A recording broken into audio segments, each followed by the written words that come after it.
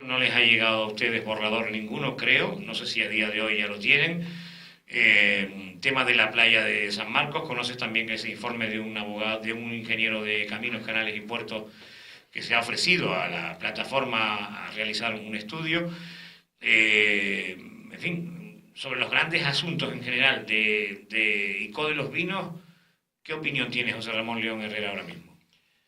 Yo creo que en esos grandes asuntos, en los casi 2 años que lleva este alcalde y este gobierno municipal, tendría que decir que nada de nada.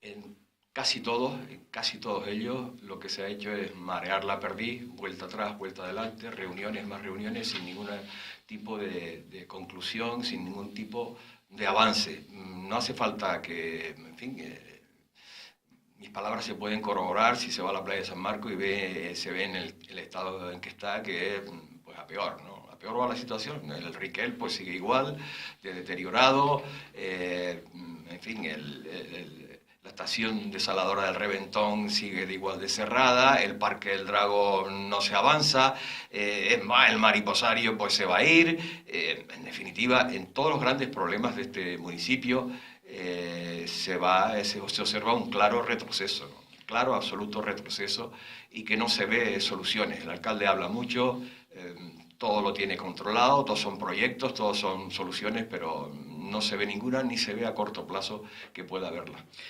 Por ejemplo, creo que ustedes, Somos Iconenses, votaban a favor en el Plan Insular de Infraestructuras Culturales que presentaba por urgencia el grupo de gobierno en el pleno de noviembre, creo recordar, en cuanto a que el antiguo mercado de abastos se convierta, tras una rehabilitación, en un centro insular de las tradiciones. Yo le preguntaba a Francisco González el otro día sobre este aspecto. Él hablaba de que eso no implicaba el hecho de que pudiera en esa infraestructura, también en una planta que pudiera construirse, etcétera, estar ese mercado agrícola comarcal por el que tanto ha apostado, incluso desde esta casa, desde esta emisora de radio, Fernando de Paz, en su programa El Surco, que incluso lo llevaba a Coalición Canaria en su programa electoral. Un mercado agrícola de carácter comarcal, un centro de transformación agraria, que el propio alcalde decía que podía también, al margen de que pudiera estar en una de esas partes de esa infraestructura del Centro Insular de las Tradiciones, cuando se rehabilite, que es una inversión de casi 3 millones de euros, podría estar en un centro de transformación agraria en las afueras del casco urbano. En fin, sobre este tema de esa infraestructura del mercado de abastos que ustedes votaban a última hora a favor, que lo presentaba el ayuntamiento para remitir al Cabildo toda la información por urgencia, aun cuando, y se lo decía el propio González, la primera respuesta enviando al Cabildo toda la situación de las infraestructuras culturales que tiene el municipio, convento de San Francisco, Casa de los Cáceres, etcétera, era de junio de este año y muchos meses anteriores a ese pleno de noviembre. Bueno, pues por un lado está el hecho de que ustedes reciben un expediente en 10 minutos antes del pleno, porque hay que enviar una documentación en fechas al Cabildo, votas a favor del tema, se está dejando ahora de lado una gran necesidad, yo entiendo también y defiendo esa teoría de Fernando, de un gran mercado agrícola. ¿Qué opinión tiene Moncho de esto?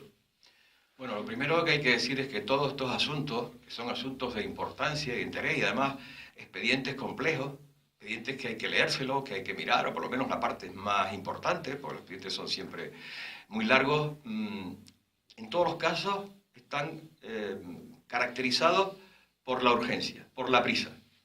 Expedientes que se nos dejan el día anterior a los plenos que se convocan además por urgencia, plenos extraordinarios, en temas que se vienen generando de tiempo atrás, y casi siempre se nos plantean con la urgencia de que decimos sí o lo perdemos, ¿no? Entonces, claro, desde ese punto de vista, pues el nivel de enfado que la oposición plantea ante estas cuestiones, por ejemplo, se llevan reconocimientos extrajudiciales de crédito de un día para otro sin tener tiempo de estudiarlos, todos mezclados, temas de interés general con temas de interés particular del grupo de gobierno, de marketing y de propaganda política, facturas de todo tipo. Es decir, no se nos deja tiempo para estudiar los temas. Y claro, luego, ¿qué ocurre? Que cuando los rechazamos porque no tenemos suficiente información de los temas, porque nos vemos que no tenemos datos, los datos necesarios para decir sí o no, pues resulta que el señor alcalde aprovecha cada negativa, muchas veces justificada, que hacemos para después hacer propaganda política, desde luego desleal y rechazable propaganda política, de echarnos en contra a los sectores afectados, ¿no? Como ha ocurrido con el tema de las facturas últimas, en que, en fin, votando en contra, como teníamos que hacerlo, en justicia, pues el tema salió adelante porque no teníamos mayoría para rechazar la aprobación de esos reconocimientos extrajudiciales de decretos. Pues claro, cada vez que se le vota en contra, pues aprovecha la oportunidad para sacar rentabilidad política partidaria y personal, y desde luego es absolutamente rechazable. Con este caso ocurrió exactamente igual. Nos lo trae un pleno extraordinario, nos dan el expediente, no sé si fue un día antes o en el propio... No, en el pleno ordinario. Ese fue el pleno ordinario. El extraordinario fue el de la casa del Museo Emeterio, me parece. Pleno extraordinario convocado a la 1:30 de la tarde, donde no se puede venir y donde, en fin, yo no sé si se hace a propósito para sacar los temas adelante con sus propios votos, ¿no? Al no haber oposición, porque no puede estar por sus otras obligaciones, pues el campo abierto. Bueno, pero les ha dado a los grupos de gobierno y a los grupos de la oposición. No digo que esté al 100% de acuerdo con las cosas que ha dicho, algunas pues se las puedo rebatir. De hecho, antes de entrar aquí estuvimos hablando y le mostraba mi disconformidad sobre el tema de la moción sobre la defensa de los funcionarios, que no es que esté en contra del fondo de la cuestión, sino el acuerdo que pretendíamos, que el concejal de Ciudadanos pretendía que se aprobara, no es ejecutable, porque sobre esto me gustaría hablar con una cierta... en fin, alargarme un poco, porque nosotros somos icodenses... Venga, te dejo 2 minutos para esa respuesta. Somos icodenses, hemos estado en contra de el pago a los concejales que han sido denunciados por parte de otras personas si no se cumple lo que dice la ley. Y la ley establece, hay una sentencia del Tribunal Supremo donde establece una serie de puntos, 4 puntos en concreto, para que un político tenga derecho a ser resarcido de los gastos de abogados durante un proceso judicial en defensa propia, que lleva consigo, naturalmente, la absolución. Pero si no es absuelto, no se le debe pagar. Eso es lo que dice la ley.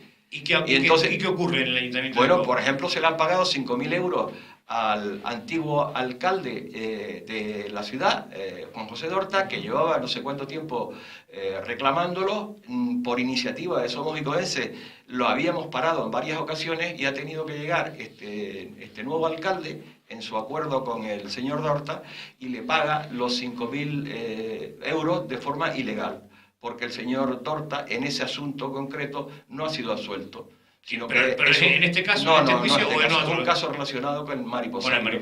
Un caso que se ha sobreseído de forma provisional, y un sobreseimiento provisional. Y el ayuntamiento le paga al exalcalde, incumpliendo la condición establecida por una sentencia del Tribunal Supremo que dice que para que se pueda pagar a un político por una denuncia por sus actuaciones en el ejercicio de su cargo, tiene que ser absuelto de las acusaciones.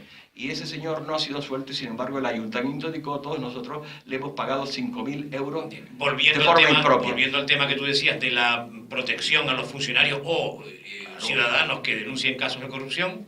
Bueno, lo que decimos es que nosotros hemos defendido que para tener derecho a esa devolución de esos costes, de esos gastos, hay que cumplir las leyes que están establecidas. Hoy por hoy no hay ninguna ley que diga que a un funcionario denunciante de un caso de corrupción, la propia institución tenga que cubrirle los gastos de forma inmediata. Sí, pero no hablaba la moción solo de eso, sino también la moción, de darle estabilidad laboral, de no perseguir a los funcionarios. Claro, pero que eso ya está, eso está reconocido por la ley. Y se remitía, el acuerdo de ustedes ayer, que yo escuchaba al pleno, lo grabábamos, aunque no lo emitíamos en directo, por lo que ya explicaba antes, a una propuesta del alcalde sobre esa moción de Ciudadanos, en el sentido de que lo que se determine a nivel nacional, en función también de ese acuerdo entre Ciudadanos y el Partido Popular de las 150 propuestas, etcétera, de lo que se determine a nivel nacional y también recogiendo lo que dice la ONU sobre este aspecto, bueno, pues el Ayuntamiento de Icó estará en el tema. Pero lo que quería el concejal de Ciudadanos, tú lo apoyabas, lo escuchabas en el pleno, claro. Y luego después quisiste también, porque el propio José Domingo lo hizo, referirse a, bueno, pues vale, de acuerdo con la propuesta del alcalde, con la enmienda in voce, pero después intentaste volver hacia atrás, ya el alcalde dijo que no, que ya se había puesto para votar, o no sé si fue la compañera del PP tuya, la compañera de corporación, Isabel. El caso es que, bueno, como siempre, ustedes en el pleno hablan demasiado, creo yo, todos en general, pero como siempre, al final se aprueba el tema dependiendo de lo que se haga a nivel nacional. Pero el Ayuntamiento de Icó, que es lo que quería José Domingo Alonso, no da el primer paso para que después de una sentencia tan importante como esta, que marca para mí un antes y un después en el devenir interno del propio consistorio, de que estén más vigilantes incluso los grupos de la oposición, de posibles irregularidades, y que no sean solo los funcionarios o algunos funcionarios los que tengan que estar siempre persiguiendo estas circunstancias, no da el ayuntamiento ningún primer paso con ese acuerdo que pretendía José Domingo Alonso. Bueno, a ver si en pocas palabras, porque sí. Es complejo, explico la situación.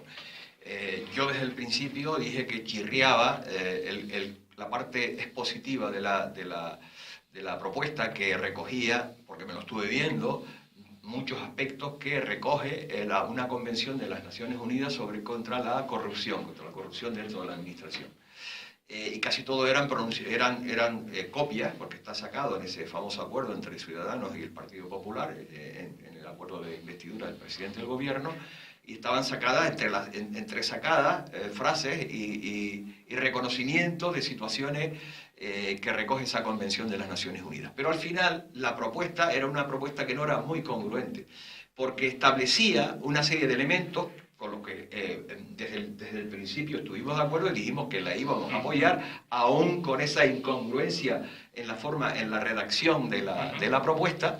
Pero luego ocurre que efectivamente es el propio proponente el que acepta la enmienda, porque es verdad que la enmienda, sin ser concreta en los aspectos que proponía inicialmente el concejal de Ciudadanos, respondía más al espíritu de la propuesta.